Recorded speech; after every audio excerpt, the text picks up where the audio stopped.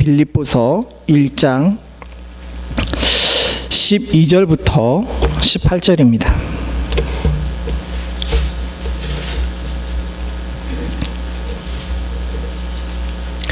빌립보서 1장 12절부터 18절 한 절씩 교독하겠습니다. 제가 먼저 12절 봅니다. 형제들아, 내가 당한 일이 도리어 복음 전파의 진전이 된 줄을 너희가 알기를 원하노라.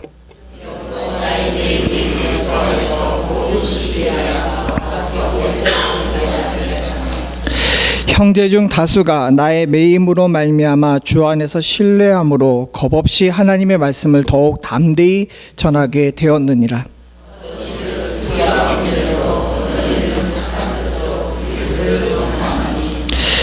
이들은 내가 복음을 변증하기 위하여 세우심을 받은 줄 알고 사랑으로 하나.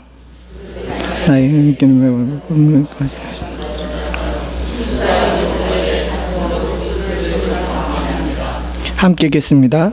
그러면 무엇이냐? 거칠애로 하나 참으로 하나 무슨 방도로 하든지 전파되는 것은 그리스도니 이로써 나는 기뻐하고 또 기뻐하리라. 아멘. 사랑하는 성도님들, 오늘 이 자리에 나오신, 멀리 놀러 안 가고 이 자리에 나오신 사랑하는 성도님들을 하나님께서 더욱더 축복하시고 예배의 자리를 지키신 여러분들에게 하나님의 은혜가 충만하시기를 간절히 소원합니다. 그럼 우리 옆에 한번 보시죠. 오늘 교회가 가득 찼나요? 비었나요?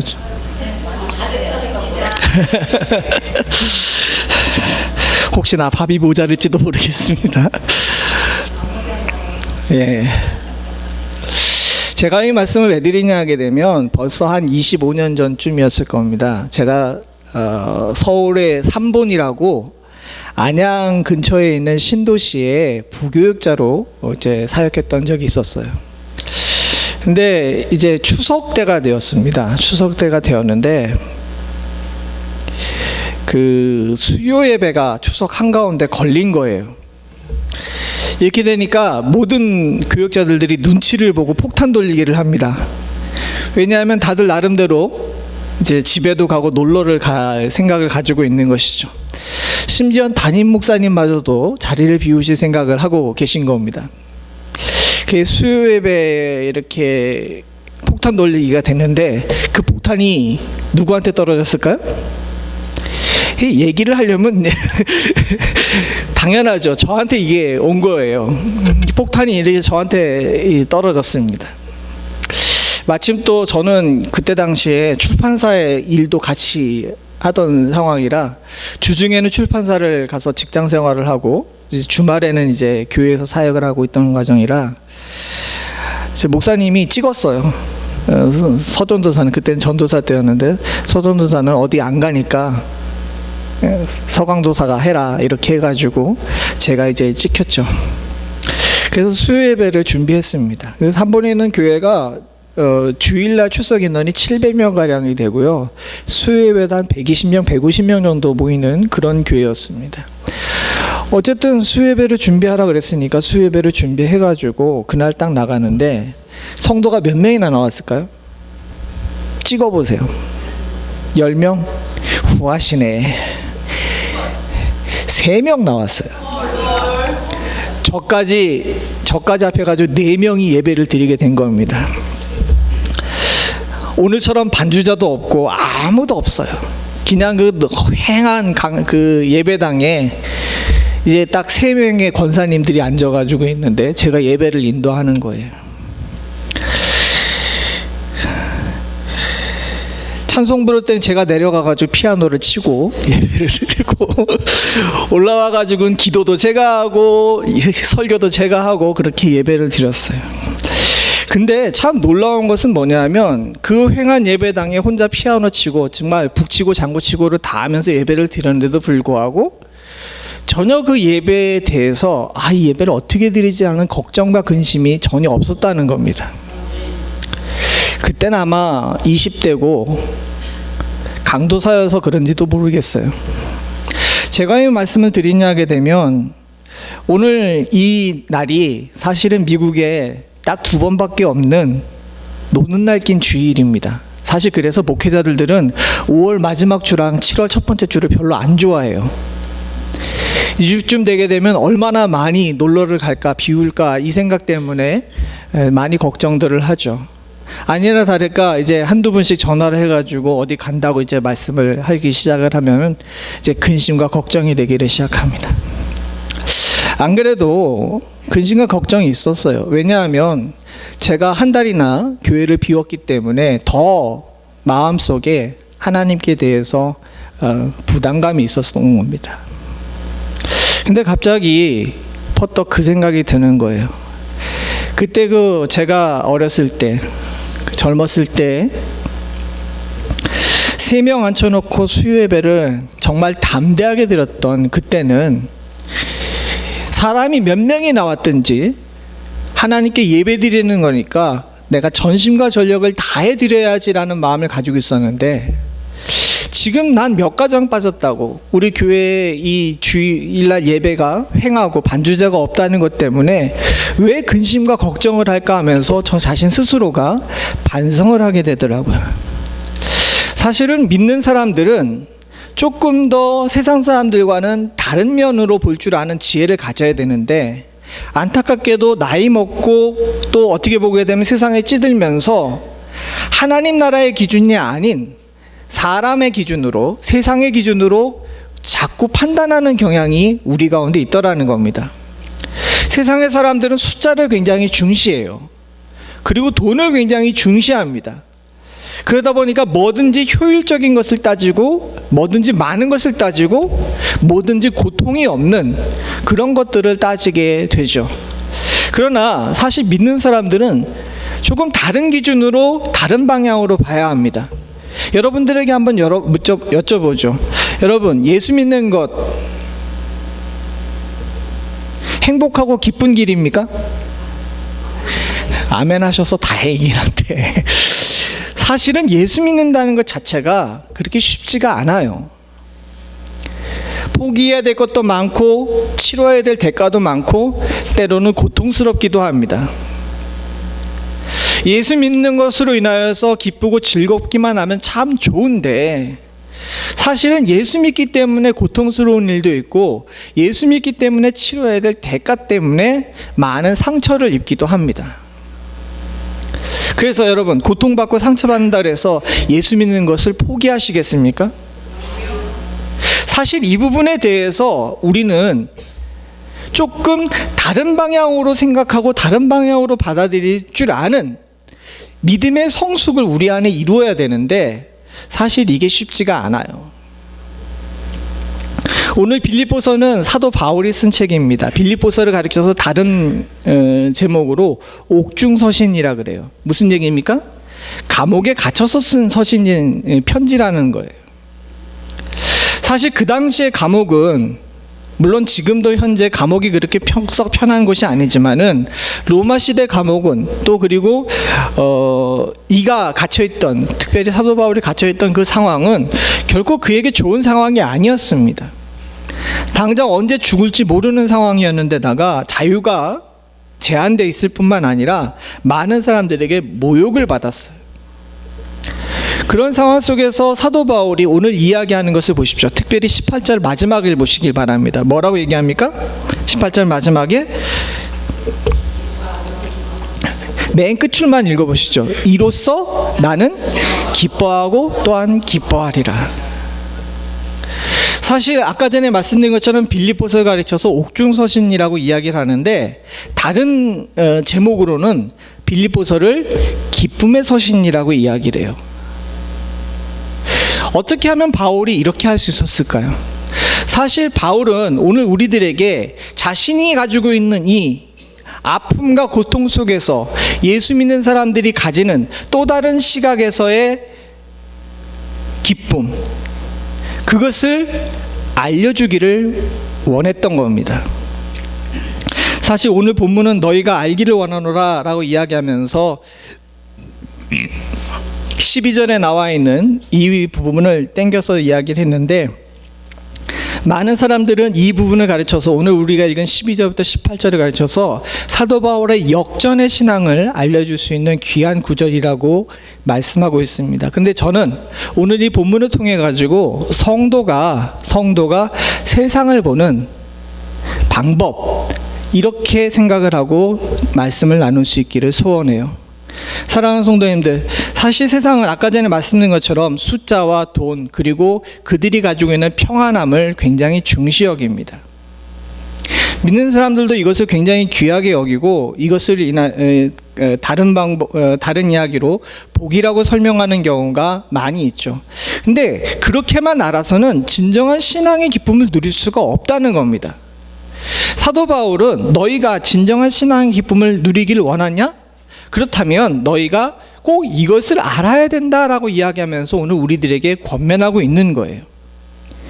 사랑하는 성도님들과 저도 이것을 꼭 알 수 있기를 원합니다. 너희가 꼭 알아주기를 바랍니다 라고 한 이 사도 바울의 이야기를 통해 가지고 여러분들이 삶을 대하는 자세, 그리고 삶을 판단하는 자세가 조금 바뀔 수 있는 은혜가 있기를 소원합니다. 그래서 저처럼 뭔가 좀 부족하고 연약하고 약한 것으로 인하여서 가슴 졸이는 사람이 되는 것이 아니라 도리어 나머지 부분은 하나님께서 채우시겠지. 우리가 계획하지만 이를 이루시는 분은 주님이시니까 이건 주님께 맡겨야지. 또 때로 우리가 생각할 때보다 성과가 더 적은다 할지라도 이 일을 통해서 하나님께서 더 큰 일을 이루실 거라는 믿음의 확신을 가지실 수 있는 축복이 있기를 간절히 소원합니다. 오늘 본문을 통해서 사도 바울이 가지고 있는 역전의 신앙, 이 세 가지를 알아볼 것인데, 첫 번째는 뭐냐면 불행이 진보됐다는 거예요. 오늘 본문의 12절을 보게 되면 형제들아 내가 당한 일이라고 이야기를 합니다. 이 당한 일이 뭡니까? 감옥에 갇힌 일이에요. 수치스러운 일이거든요. 사실은 사도 바울은 굉장히 굉장히 자존심이 강한 사람이었어요. 그는 좋은 집안에서 태어났고 좋은 공부를 했고 많은 사람들에게 일찍부터 인정받던 사람이었습니다. 유대교에 있을 때에도 그 나이가 20살 정도밖에 안 됐을 때였는데 인정받아 많은 사람들에게 차세대 지도자로 인정받던 사람이었어요. 심지어는 대제사장에 가가지고 내가 그리스도인들을 핍박할 수 있는 권리를 달라고 이야기했을 때 대제사장이 공식적인 문서로 서명해서 줄 만큼 인정받던 사람이었습니다. 그가 예수를 만난 다음에 하나님의 사자가 되어서 그리스도의 증인이 된 이후에도 많은 사람들이 바울을 귀하고 존귀하게 여겼어요. 심지어는 먼저 사도 되어서 그리스도인들, 예수와 함께 이제 따르던 12명의 제자들조차도 바울의 권위를 인정할 정도로 많은 사람들에게 인정을 받던 존재였습니다. 근데 이 사람이 어떻게 됐어요? 지금 감옥에 갇혔어요. 자유가 제한되었을 뿐만 아니라 모욕당하고 때로는 매에 맞기도 합니다. 그래서 사람들은 생각할 때 사도 바울이 이렇게 처해진 이 상황에 대해서 손가락질했을 거예요.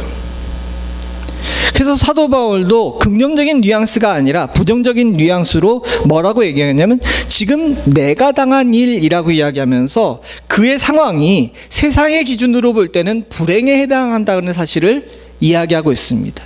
그렇죠. 사랑하는 성도님들, 어느 누군가가 세상에 잘 나갔는데 갑자기 감옥에 갔어요. 그럼 우린 뭐라고 생각을 합니까? 오마이갓이죠.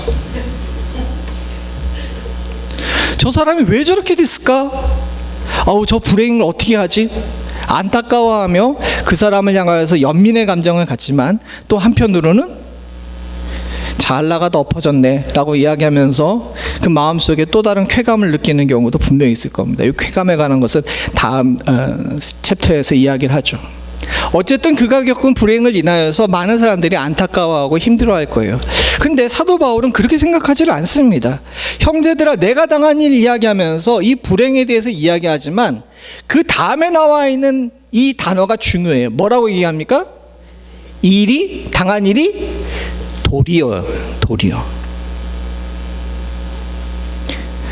도리어라고 이야기하면서 내가 당하고 있는 불행이 사실은 또 다른 일에 아주 큰 영향을 미치는 좋은 일이라고 이야기를 하고 있습니다. 그것이 뭐냐 하면 복음 전파의 진전이에요. 13절부터 14절을 같이 한번 읽어보기로 합니다. 시작. 이러므로 나의 매임이 그리스도 안에서 모든 시위대 안과 그 밖의 모든 사람에게 나타났으니 형제 중에 다수가 나의 매임으로 말미암아 주 안에서 신뢰함으로 겁없이 하나님의 말씀을 더욱 담대히 전하게 되었느니라. 13절에 나온 것처럼 온 세상에 사도 바울이 갇혔고 그가 당하고 있는 고난에 대해서 알게 됐더니 도리어 형제 중에 다수가, 많은 사람들이 주 안에서 사도 바울을 대신해서 우리가 복음을 전해야 되겠다라고 이야기하면서 나아가서 복음을 전하게 된다는 거예요.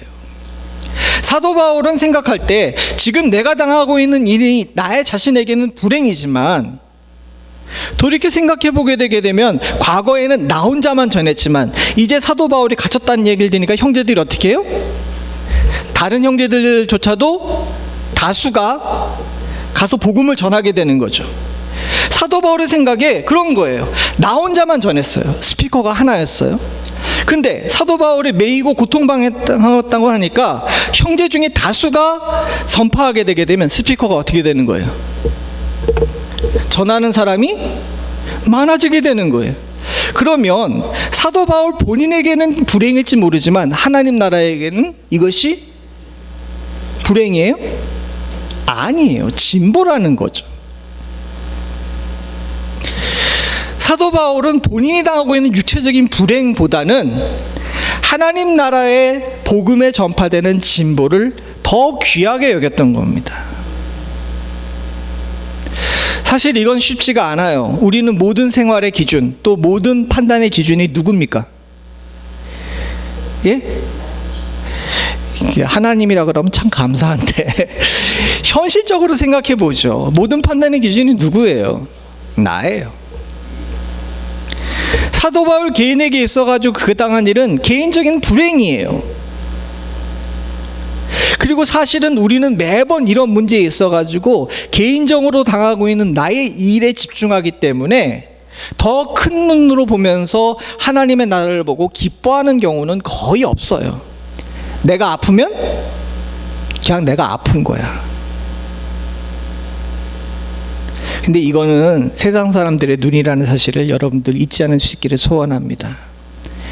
하나님 나라를 목표로 사는 사람, 그리스도인은요, 내가 당하고 있는 이 일이 하나님 나라에 어떤 영향을 미치는지를 볼 줄 아는 조금 더 넓고 조금 더 큰 눈을 가질 수 있는 은혜가 있기를 소원합니다. 사도 바울은 그 눈을 가지고 있었어요. 세상 사람들은 사도 바울의 불행에 집중했는데 사도 바울은 더 큰 하나님 나라가 확장되는 모습을 인하여서 이것을 진보라고 이야기를 하고 있는 거예요. 우리의 삶도 마찬가지입니다. 사랑하는 성도님들과 저는 때로 인생 속에서 불행한 일을 겪을 때가 있어요. 병에 걸리기도 하고요, 직장에서 안 좋은 일을 겪게 되고요, 때로는 자녀가 속썩일 때도 있습니다. 우리는 인생의 그 시점, 그 포인트에 집중해가지고 지금 내가 당하고 있는 고통과 괴로움을 인해서 난 참 불행해라고 이야기를 하죠. 그러나 사랑하는 성도님들, 조금만 더 확대해서 가정으로, 또 교회로, 그리고 우리의 시간을 조금 더 늘려가지고 지금 이 시점이 아닌 조금 더 길고 넓은 시점을 보게 되면 그것은 불행이 아니고 하나님께서 예비하신 길이고 또 하나님께서 주시는 축복이 될 수 있다는 사실을 잊지 않으실 수 있기를 원합니다. 제가 아까 전에 3번에 있던 그 교회 이야기를 했죠. 근데 제가 그때 일을 이야기하면서 한 가지 여러분들에게 말씀드리는데, 제가 그때 직장 생활을 했다고 이야기했잖아요. 사실은 그때쯤 되게 되면 제 동기들은 모두 다 전임 사역을 했습니다. 풀타임 사역을 한 거죠. 근데 저는 풀타임 사역을 할 수가 없었어요. 왜냐하면 그 당시에 교육자들 풀타임 사역하게 되면 사례가 얼마였냐면 60만 원에서 70만 원이었습니다. 뭐 지금도 교육자들 사례가 그렇게 썩 좋은 상황이 아니었는데, 그때는 정말 뭐라 그럴까, 부교육자들은 그냥 목숨만 간당간당 붙어 있을 정도만 이렇게 줄 정도로 사례가 약했어요. 그래서 제가 풀타임을 도저히 할 수가 없었습니다. 왜냐하면 그 당시에 아버지가 쓰러지셔가지고 이제 몸을 못 가누시는 상황에 제가 속초로 3년 동안 이렇게 사역을 갔어요. 매 주말마다 사역을 가가지고 아버지 대신 사역을 했는데, 제가 대학 신대원을 졸업할 때쯤 되니까 이제 교회에서 아버지 대신 저보고 이제 담임을 하라고 이제 그런 거예요. 그랬더니 이제 지역에 있는 노회에서 큰 사단이 난 겁니다. 어쨌든 아버지가 질병에 아프셨는데 아들인 제가 이제 물려받게 되게 되면 뭐예요, 그게? 세습이라고 생각한 거예요. 아버지가 사역하시던 그 교회가 그래도 저기 강동 지역에, 그쪽 지역에서는 조금 큰 교회였거든요. 그러니까 노예에서 많은 분들이 반대를 해요. 지금 강감히 생각해 보니까 이건 좀 뭐라 그럴까, 많은 사람들에게 덕이 안 되는 그런 일이었습니다. 그래서 교회에게 말하고 제가 서울로 나왔던 그런 상황이었던 거예요. 이제 교회, 섬겼던 교회에서도 더 이상 아버지를 이제 감당하지 못하겠다고 생각을 했는지, 이제 아버지도 이제 그 교회를 같이 사임하시게 된 거죠. 그러니까 가족 중에 돈을 벌 수 있는 사람이 누구밖에 없어요? 아직 공부하고 있던 제 동생이 있으니까 저밖에 없는 상황에 수입이 없는 겁니다. 그러다 보니까 제가 받고 있는 이, 아직 결혼하기 전이었긴 하지만 그 작은 사례로 살 수가 없어서 주중에는 이제 출판사를 다녀가지고 이제 그걸 가지고 이제 생활비를 대고 저는 파트타임 사역을 하게 된 거죠. 제 마음속에 분노가 가득 차 있었어요. 하나님께 대해서 이제 따지는 마음이 가득했던 거예요. 평생 하나님께 충성했는데 아버지는 저렇게 병들어서 누워있고, 저는 이렇게 어떻게 보게 되면 이제 피곤한 육신해 가지고 막 몸을 함부로 굴려가면서 살 수밖에 없던 거예요. 그러니까 일주일 내내 쉬는 날 없이 살다 보니까 그냥 매일 코피를 달고 살고 이랬던 거죠. 그렇게 막 힘든 상황에서 제 안에 분노가 가득 찼습니다. 그런데다가 주변의 환경조차도 여러 저지로 많이 생각이 들게 됐어요. 왜냐하면 그때 당시 섬기고 있던 교회 담임 목사님이 썩 뭐라 그럴까, 제 눈에 보기에 신실하지가 않으셨거든요. 그러니까 여러 부분에 있어가지고 하나님의 공의와 하나님에 대한 신뢰가 이제 많이 떨어지게 된 그런 상황이었습니다. 그렇게 막 분노에 쌓여져 있었는데, 그러던 저를 하나님께서 딱 찾아오셔가지고 하시는 말씀이, 네 믿음이 그거밖에 안 되냐라고 이야기를 하시는 거예요. 사실은 저는 제가 가지고 있던 그 인생 속에서 어떻게 보게 되면 인생의 넓은 기간 중에서 잠깐의 그 포인트 중에 겪었던 불행 때문에 하나님과 관계를 깨트려 버리려고 하는 그런 상황이었는데, 사실은 하나님께서는 그걸 통해 가지고 더 넓고 높은 계획을 가지고 계셨거든요. 근데 저는 그때에 집중해 가지고 불행으로 인해서 불평과 원망만 가득 쌓였던 거예요. 그때 하나님께서 찾아오셔 가지고 네 믿음이 그거밖에 안 되냐라고 이야기하셨을 때 제가 많이 울었어요. 그리고 나서 조금 더 편안한 마음을 가지고 있었는데, 딱 고1이 있고 나가지고 1년, 2년 안에 하나님께서 왜 그때 그렇게 하셨는지를 알게 되는 여러 가지 일들이 일어나게 됐습니다. 아버지가 사임하신 그 해에 속초에 크게 물난리가 났어요. 그러는 바람에 아버지가 섬기고 있던 교회가 그 예배당 본당이 절반 정도 찰 정도로 물이 가득 차게 된 거예요. 육신이 불편하신 아버지 입장에서는 그런 사태에 대해서 대처할 수 있는 능력이 없으셨습니다. 근데 그 다음에 후임으로 오신 목사님은 젊고 그런 방면에 아주 뛰어나신 분이셨어요. 그래서 그 교회의 입장에서 볼 때 하나님께서 아버지를 옮기시고 그분을 데려다 놓는 것을 통해서 그 교회에게 더 큰 유익을 준비하신 거예요. 그리고 아버지는 그때 당시에 교회에서 어떻게 아주 아파트가 많이 비싸지 않았는데 하여튼간 어떻게든 아파트에 옮기셨는데 속초에서 유일하게 그 아파트만 물난리에서 이제 벗어났던 거예요. 단수도 안 되고 물도 안 끊기고 전기도 안 끊기고. 육신이 불편하셨던 아버지 입장에서 볼 때는 그 집이 굉장히 귀했던 겁니다. 그리고 저 또한도 마찬가지였어요. 그때 하나님께서 그 일로 인해 저를 옮기시지 않으셨으면 저는 어떻게 보게 되게 되면 더 많은 일들을 경험해 보지 못하고 온실 속의 화초처럼 크면서 하나님의 은혜를 깨닫지 못했을 겁니다. 그때 하나님의 섭리에 대해서 알게 됐고 하나님께서 세상을 운행하시는 방법에 대해서 온전히 다 알지 못하지만 조금이라도 알게 됐어요. 그리고 인생의 호흡이 이 짧은 호흡을 통해서 하나님을 아는 것이 아니라 모든 일에는 시와 때가 있다는 사실에 대해서 말씀에 얘기하고 있는 그 부분을 온전히 깨닫게 됐습니다. 그래서 오늘 전 이 본문을 통해서 여러분들에게 담대하게 이야기할 수 있어요. 사랑하는 성도님들, 때론 인생의 불행을 느낄 때가 있을 겁니다.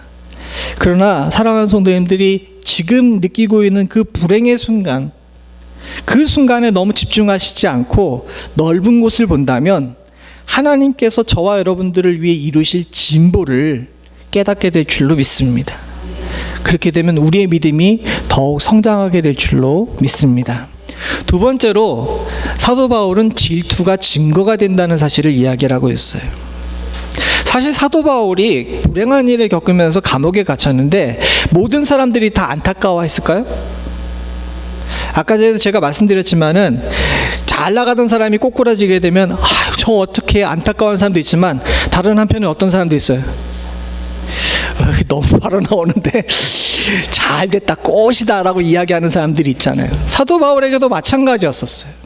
사도 바울이 아픈 일을 당했더니까 어떤 사람들은 투기와 분쟁으로 사도 바울이 당한 일에 대해서 잘 됐다라고 이야기하며 이참에 사도 바울이 꼬꾸라졌으면 좋겠다라고 생각하는 사람들이 있었다는 겁니다.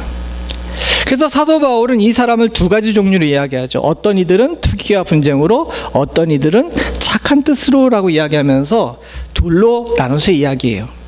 참 묘한데 사도 바울이 이 사람들을 뭐라고 얘기하면 16절에는 이들이라고 표현하고 17절에는 그들이라고 표현을 합니다. 두 개를 구분하는 거예요. 16절을 같이 한번 보죠. 시작. 이들은 내가 복음을 변증하기 위하여 세우심을 받은 줄로 알고 사랑으로 하나. 이 사람들은 사도 바울이 갇힌 걸 안타까워하는 사람이에요? 좋아하는 사람들이에요? 안타까워하는 사람들이죠. 근데 17절을 같이 봅니다. 시작. 그들은 나의 매임의 괴로움을 더하게 한 줄로 생각하여 순수하지 못하게 다툼으로 그리스도를 전파한다. 이 사람들은 사도 바울이 감옥에 갇힌 것을 좋아하는 사람들이에요. 그의 불행을 즐거워하는 사람들이죠. 제가 여기 나와 있는 15절부터 18절을 갖다가 조금 정리를 해봤어요. 투기와 분쟁으로 하는 사람과 착한 뜻으로 하는 사람들이 있습니다. 착한 뜻으로 하는 사람들은 사도 바울을 사랑하는 거예요. 그죠? 사랑으로 해요. 근데 반대로 투기와 분쟁으로 하는 사람도 어떻습니까? 순수하지 못하게 다툼으로 접근해요. 그 순수하지 못하게 다툼으로 접근하는 사람들은 뭐라고 얘기하냐면 나의 매임의 괴로움을 더하게 할 줄로 생각하여 라고 이야기하면서 사도 바울이 더 괴로워질 거다라고 이야기하면서 거칠애로 예수 그리스도를 전파하는 거예요. 반대로 사랑으로 하는 사람들은 사도 바울이 하나님 앞에 세움을 받았다는 사실을 알고 참으로 사도 바울을 대신해서 복음을 전파해야 되겠다고 생각하고 말씀을 전하고 있는 겁니다. 근데 사도 바울은 이 둘로 나눠진 것에 집중하지 않아요. 사도 바울이 집중하는 것은 뭐냐면 뭐에 집중해요? 그리스도를 전파하는 것에 집중하는 거예요. 인간 세상 속에서 우리는 사람들을 참 많이 만나고 사람들로 인해서 상처받는 경우가 참 많아요. 그렇죠? 좋은 사람도 있고 나쁜 사람도 있어요. 교회에도 보게 되면 말은 안 하지만 좋은 사람도 있고 그렇죠?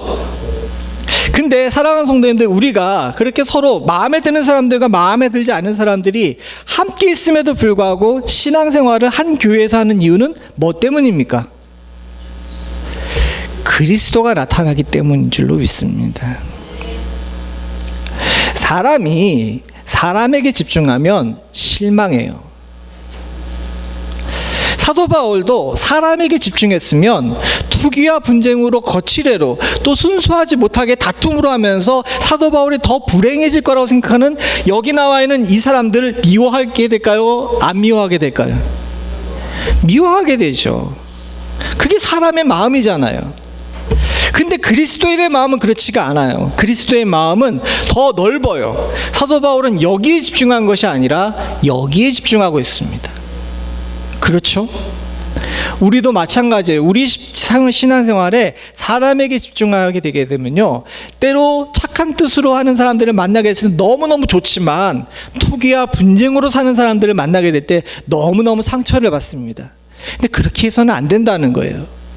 진짜 신앙생활하고 싶으면은 사람에게 집중하는 것이 아니라 누구에게 집중해야 됩니까? 그리스도에게 집중하고 하나님께 집중해야 돼요. 그래야 이 둘로 나눠진 사람이 보이는 것이 아니라 더 넓은 의미에서 하나님의 역사가 보이게 되는 줄로 믿습니다. 여러분 따라해 봅시다. 사람은 신뢰의 대상이 아니라 사랑의 대상이다. 오로지 우리가 신뢰해야 될 분은 누굽니까? 그래야 우리가 역전의 신앙을 살고 그리스도의 신앙을 살 수 있는 줄로 믿습니다. 그래서 저는 그렇게 얘기를 해요. 목회자는요, 성도를 신뢰의 대상으로 보는 것이 아니라 사랑의 대상으로 봐야 돼요. 성도들도 마찬가지입니다. 여러분들이 성도를 보거나 목사를 볼 때 신뢰의 대상으로 보는 것이 아니라 사랑의 대상으로 봐야 돼요. 오로지 신뢰하실 분은 예수 그리스도시고 우리가 온전히 믿어야 될 것은 뭡니까? 하나님의 말씀이에요. 목사가 여기서 하나님 말씀 이외에 다른 것들을 이야기하면 믿어야 돼요? 안 믿어야 돼요? 예, 큰 소리로 얘기해 주셔서 감사합니다. 난 상처받았어 근데. 근데 여러분, 이걸 분명히 알아야 돼요. 왜 한국 교회나 미국에 있는 한인 교회, 또 미국 교회도 마찬가지고 교회들이 분열하고 아프게 됐냐면요, 저 넓은 쪽에 있는 그리스도를 전파하는 것에 관심이 있는 것이 아니라 안에 있는 저 두 종류의 사람들에 관심이 있기 때문에 교회가 아프고 성도들이 괴롭고 목회자들이 시험에 드는 겁니다. 사도 바울이라고 감옥에 갇혔는데 박수치면서 이참에 내가 사도 바울의 자리를 차지해야 되겠지 하는 사람들이 좋았을까요? 아니요. 아마 그 마음속에 저런 것들을 이렇게 생각하고 있었을지도 몰라요. 그러나 사도 바울은 그것이 별로 중요하지 않았습니다. 뭐가 중요했던 거예요? 복음이 전파되는 게 중요한 거예요. 우리에게도 이런 지혜가 있기를 간절히 소원합니다. 세 번째로 그가 가지고 있던 또 다른 방법이 또 다른 역전의 신앙이 있었는데, 그것은 뭐냐면 사도 바울은 고통이 기쁨되는 방법을 알고 있었어요. 육신과 정신으로 몹시 힘들었어요. 왜 안 고통스러웠겠습니까? 감옥에 갇혀 있는 것이 너무너무 괴로웠죠. 그러나 본인이 감옥에 갇혀 있음에도 불구하고 여기 18절 같이 보죠. 그러면 무엇이냐? 거칠애로 하나 참으로 하나 무슨 방도로 하든지 전파되는 것이 그리스도니 이로써 나는 기뻐하고 또 기뻐하리라. 예수 그리스도만 잘 되면 되는 거였어요. 우리의 신앙생활도 마찬가지입니다. 아까 전에 말씀드린 것처럼 우리는 사람이 아니라 그리스도인으로 살아야 돼요. 물론 인간으로서의 갖춰야 될 본분도 갖춰야 되지만 더 나가서 세상의 사람들과는 다른 삶을 사는 것이 그리스도인 아니겠습니까? 때로는 우리 인간의 기준으로 봐가지고 돈과 숫자와 내가 가지고 있는 육신의 평안함에 집중해서 그것으로 행과 불행을 결정하고 있지만, 사랑하는 성도님들, 그리스도인들은 그것을 뛰어넘어서 그리스도로 말미암아 기뻐할 줄 아는 자세가 우리의 기본을 채우고 있어야 될 줄로 믿습니다. 여러분, 내가 성공하는 것이 기쁜 것이 아니라 나로 인해 영광 받으신 하나님이 기뻐야 되고요. 나로 인해서 교회가 풍성해지는 것으로 인해서 자부심을 갖는 것이 아니라 내가 죽고 하나님의 교회가 주 안에서 단단히 서는 것을 즐거워할 줄 아는 성도가 가득 찬 교회가 건강한 교회인 줄로 믿습니다. 숫자가 늘어나고 부흥하게 되는 것을 인하여서 교회의 자랑으로 삼는 것이 아니라 그리스도의 나라가 확장되고 하나님의 이름이, 예수 그리스도 이름이 이 땅에 널리 퍼지는 것을 인하여서 기뻐하고 즐거워할 줄 아는 성도를 주님께서 지금 찾으시는 줄로 믿습니다. 사도 바울이 이렇게 할 수 있었던 것은 그의 마음의 자세가 우리와 달랐기 때문이에요. 19절부터 21절입니다. 오늘 본문은 아니지만 이 자세가 있었기 때문에 역전의 신앙, 사람의 삶이 아니라 그리스도의 삶을 사도 바울이 살 수 있었던 거예요. 19절부터 21절 같이 보죠. 시작.